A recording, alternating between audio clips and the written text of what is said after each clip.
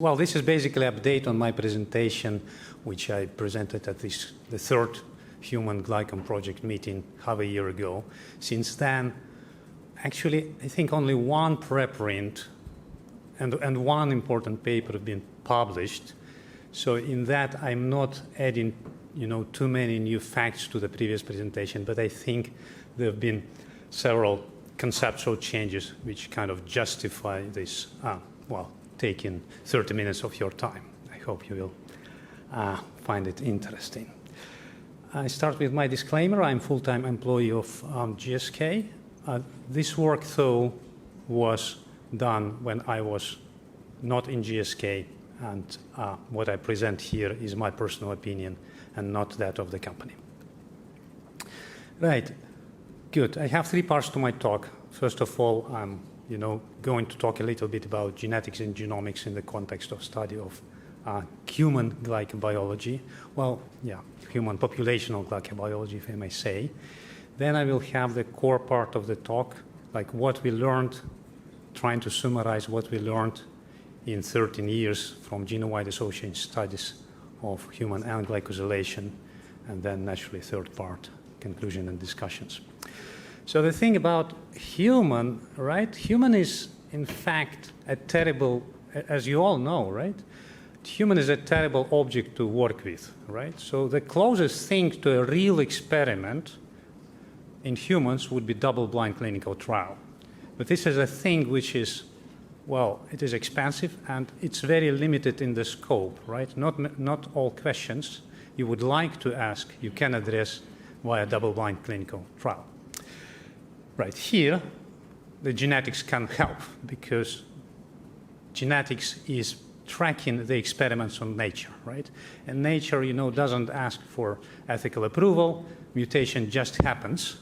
And then you can see how perturbation of this or that blocks of the genome, more fundamental, less fundamental, what are the phenotypic consequences on the level of the whole organism. And this is unique, right? This is not something you can recapitulate in features of your cell lines, of a mouse, and other model objects, right? So on the level of the whole organism, you are quite restricted, and genetics is one of the tools which allows you to kind of piggyback on the experiments of nature and see what are the big picture effects.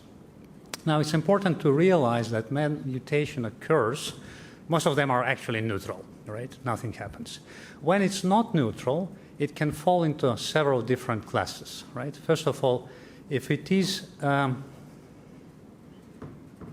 looking for a pointer here. Right, so first of all, if it occurs in the exon and changes amino acid sequence, and like prime example would be truncating mutation in the very beginning of the gene, right? Then you will see the effect of killing this protein throughout all tissues and all developmental stage where this protein is expressed, right? Okay, the same would be similar with a mutation with core promoter, right?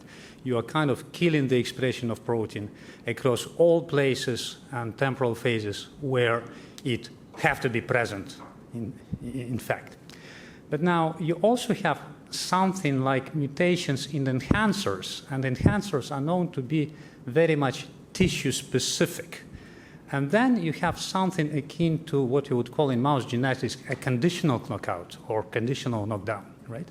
So this mutation will only express itself in the tissues where this expression of these genes is under control of this enhancer. But in different tissue, this gene may be under control of different enhancer, well, not drawn here, and then mutation in this enhancer totally doesn't affect the expression of that gene in the different tissue. So this is important to realize, and this is actually explaining several observations which may seem a little bit confusing at the first glance. Right, so when you want to apply genetics to study human biology, that's a beautiful thing. You only need two things. You need to be able to measure the genome, and we know how to measure genomes pretty well, and then you need to be able to measure the phenotype of interest. And then you can just, statistically, if you have a sample of human genomes and you have the phenotypes measured on the same people, you can statistically relate specific variations in your genome to the variation of the phenotype, thus mapping the phenotypic variation to its genetics determinants. So far, so good. What is important to realize, this is not a universal tool. So I think it's important to understand and see that, well, we are seeing these people who survived, right? But then, of course, you have this core biology where any change, right, you kill some core important protein involved in early stages of development. No development occurs. You will never see this mutation because, embryos will not survive to the stage where you will see this mutation.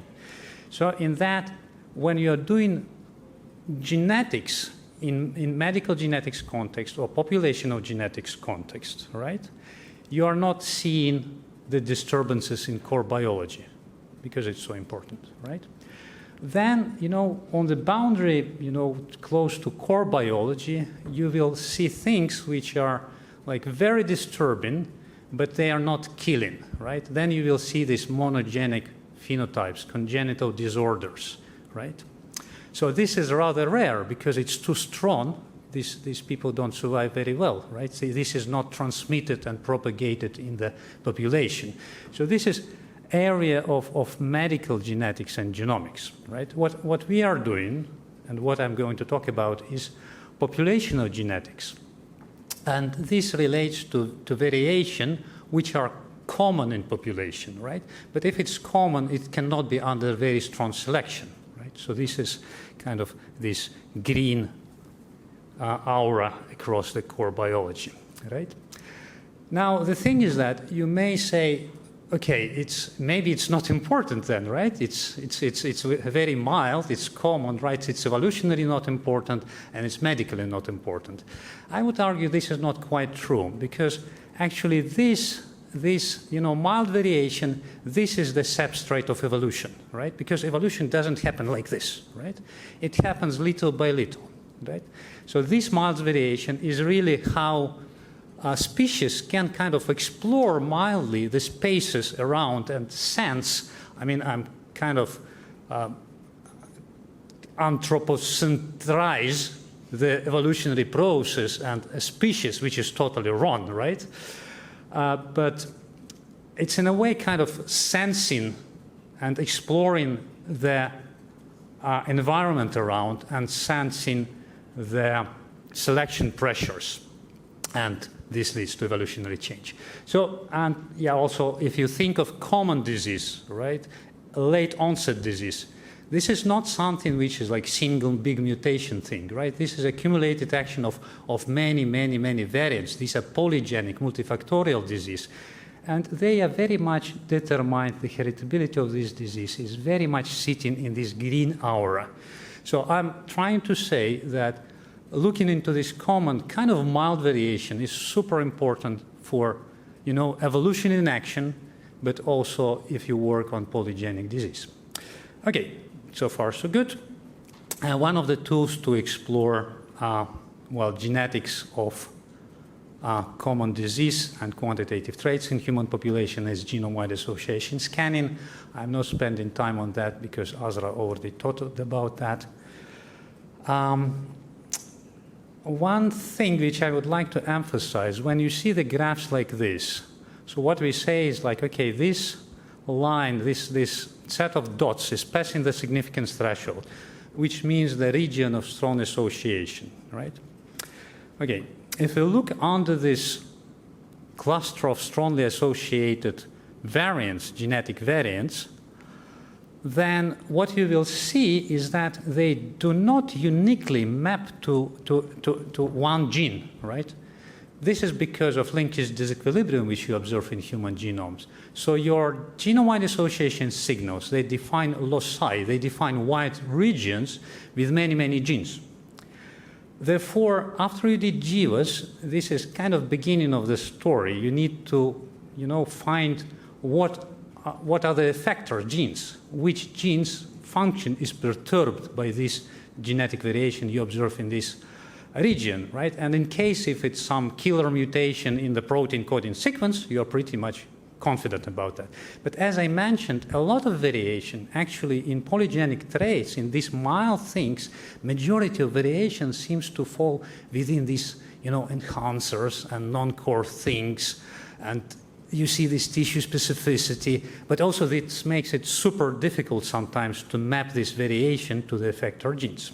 Okay, so why it's important? Because I'm going to show, pictures with the gene labels. You should realize this is what we think is the effector gene, but in fact there is sometimes even fat chance that our guess was wrong, right? You can only, after you validate this experimentally, be kind of sure, not even 100% sure still, because we have examples, right? When you validate things in the lab and then it's not quite right. So it's a difficult story. So the questions we are trying to answer while we working on genetic control of population N-glycosylation are: what are the tissue-specific regulatory networks, genetic networks that determine individual differences in human protein glycosylation? And you've heard a lot about this relation between glycan variation and the risk of different disease, right? But you also, like Tom was asking, what is the mechanism, right? I think we don't know most of the time. And genetics is one of the ways, because germline variation is always cause. It's not a consequence, right? So linking through the genetic variation, disease and glycosylation may give you some idea how this works. Okay, so that's like our second aim. Like first is what is the genetic control population of variation of N-glycosylation, but second, how these things are related to human disease. So far, so good. So what we have learned from 13 years of study of genome-wide association scans of different N-glycosylations.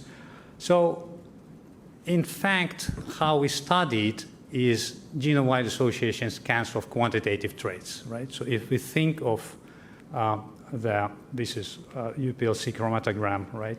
So heights of the peaks, they are reflecting the abundance of specific glycans, or maybe mixtures of glycans sometimes, right?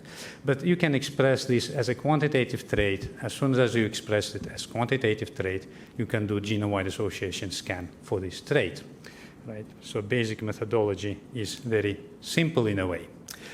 So there have been, quite a few GWAS performed to date.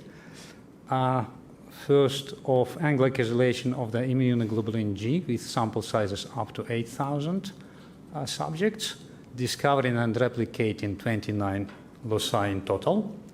Then blood plasma and Glycome, 3, sample size up to 3,500, 15 loci discovered and replicated, and recently what we've heard from ASRA, the transferrin GWAS, which demonstrated 8 replicated loci. Okay, now, if you add this up, this is more than 34, but actually they are 34 because many of these guys are mapping to the same regions. And if we try to, I'm trying to present these 34 loci, which came from these different GWASs. I have this a little bit messy picture here. But okay, what is what here? I like this analogy of Gordon with, the bird and feathers, right? So this pile, the red feathers, this is study of a basket of feathers from transferrin. So this is transferrin glycosylation. Okay. Now this basket is from study of feathers. And you see I have here like 4 birds. One is big, other are small. Well, that's because there are 4 IgGs, right? But we hope that these are very similar birds in a way, right? And therefore, we hope that insights from this basket of slightly different 4 colors still reflects the same underlying B cell and plasma cell biology. Okay, so far so good. Now we have also this very funny basket of total plasma and glycosylation, where we have a basket of feathers from all proteins which are floating around there in the blood. Now the interesting thing, if you look at this, actually, I think it's kind of, when you see it, then afterwards you say, oh, but that was to be expected. But in fact, it was fun to see it for the first time. So you see that, in fact, there is nothing in the yellow basket but the red and the blue feathers, right? So this is, in a way, again, very simple to explain.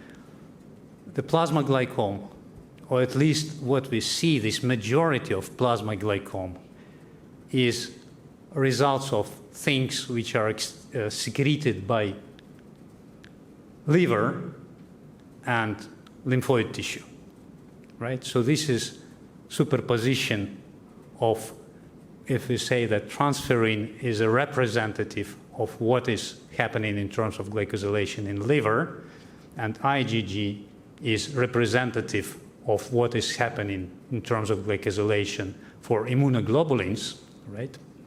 Then what you see in plasma, at least in the first approximation, right? Maybe when we have sample sizes 10 times bigger, we will see things in this quadrant. But now we see total overlap. Things you see in plasma and glycosylation, you always see either in transferrin glycosylation or in IgG glycosylation.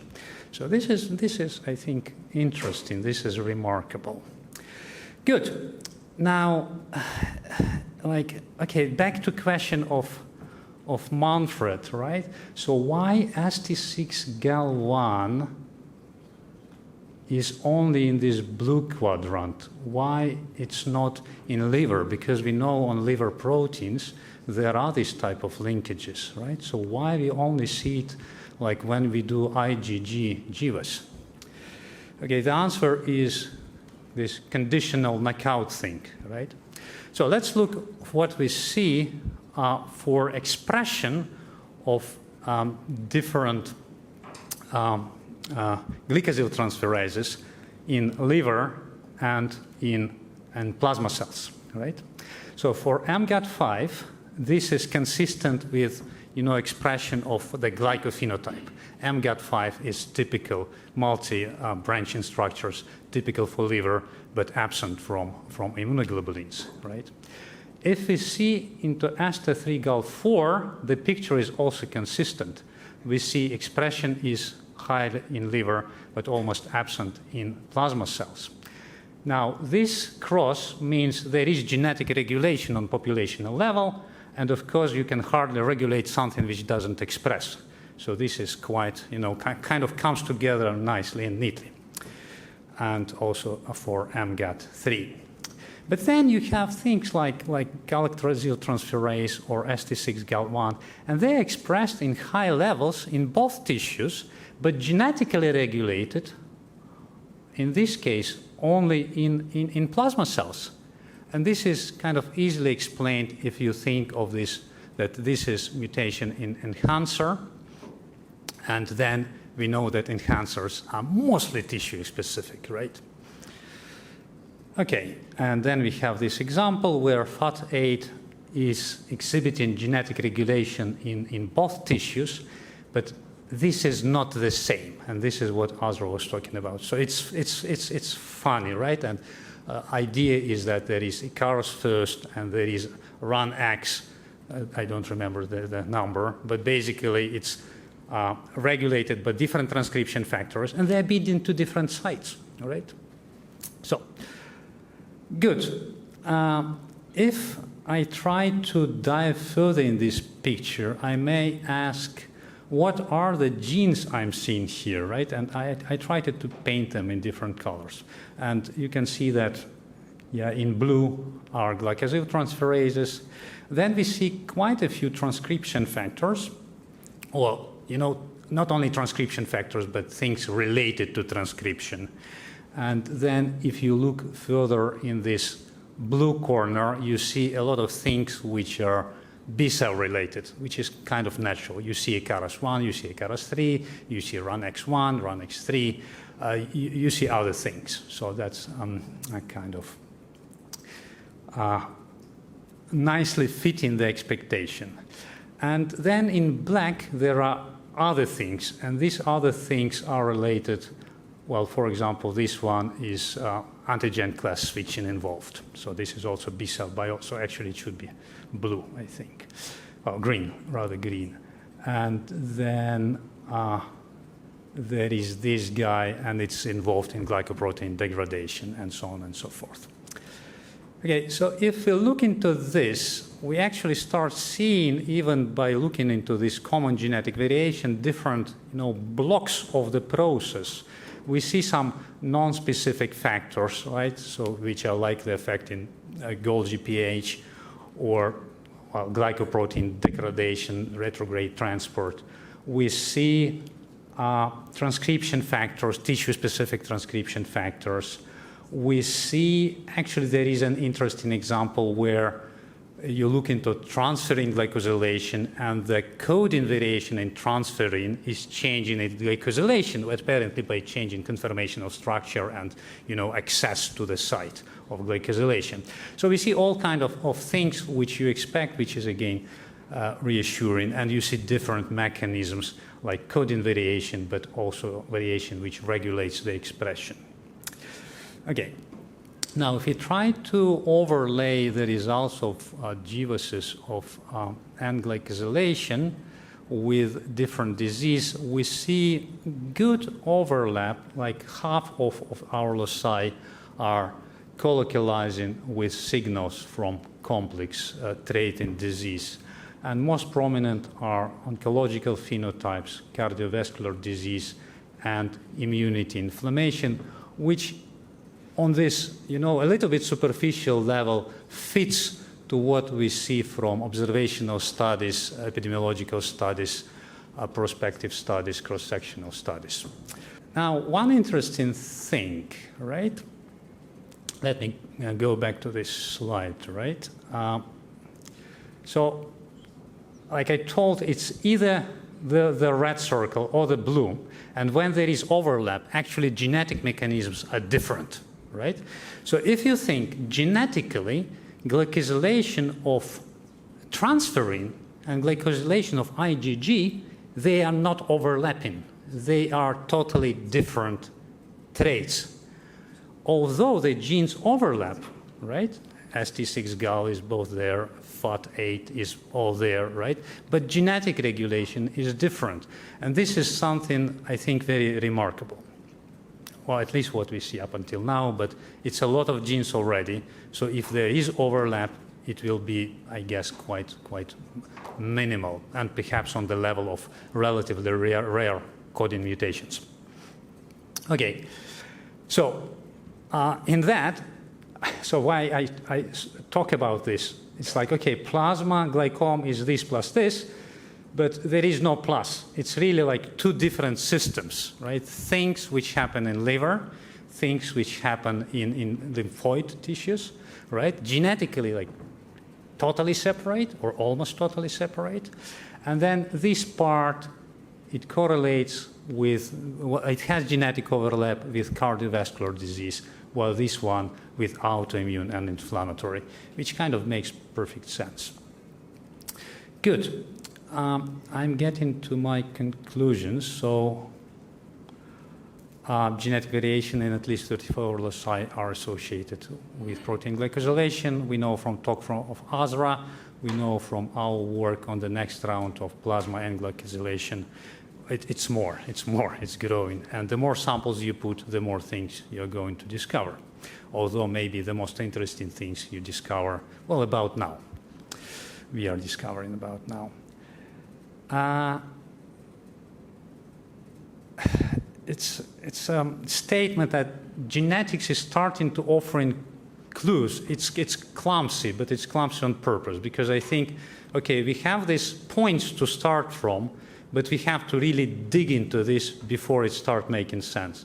So now when we look into specific loci, it's really not obvious how these things simultaneously affect glycosylation and the disease, right? It's kind of makes superficial sense, but when you try to make specific sense, it's been hard, I think. I hope we can work with specialists in respective disease, rheumatoid arthritis, SLE, to try to make sense out of this, genetic clues. Good. Expression of many actors, glycosyltransferases and regulators, is tissue-specific. But when you think of genetic determinants, genetic regulation, it's like totally separate. It's totally tissue-specific. And I think that's kind of very interesting observation. Right. If I may speculate, I think what we see is, like, I'm going back to this core yellow, green, red thing, right? So these things apparently relate to the core biology, which you definitely do not want to disturb, right? We know that absence of glycosylation would, kill any embryo very, very early in the development, right? Then here is more area where, so I think the overlap with congenital disorders of glycosylation, it's only ST6-GAL1 where we observe population variation and also mutations in congenital disorders of glycosylation form, right? And this is cross-tissue expressed. I think this actually is something important, right? But the more we are towards like the terminal glycosylation, the more we observe tissue specificity of expression, but also populational variation, although it's not overlapping between different systems. So that's interesting. Right. For the future, it should be important to, I think this transfer in GWAS was breakthrough, because if we hadn't it, like 1 year ago it happened, we started working and we saw this, like, oh, but it really separates, like transferrin, IgG, they don't overlap. When you only have plasma and IgG, you cannot make such statements. So I think every protein, especially, for other tissues, this will be a very important step into, the future. Right.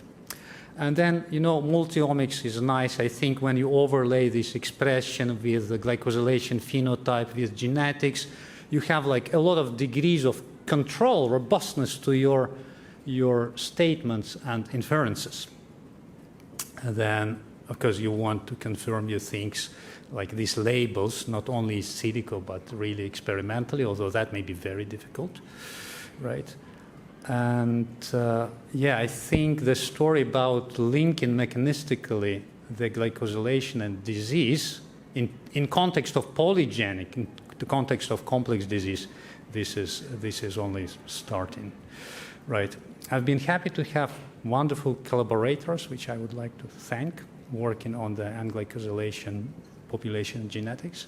And I had a privilege to work with a group of early-stage researchers, 2 of whom are here, and they are co-authors on our review paper summarizing 12 years, not 13. What you see now is really updated on top of what is already published. Thank you very much for your attention.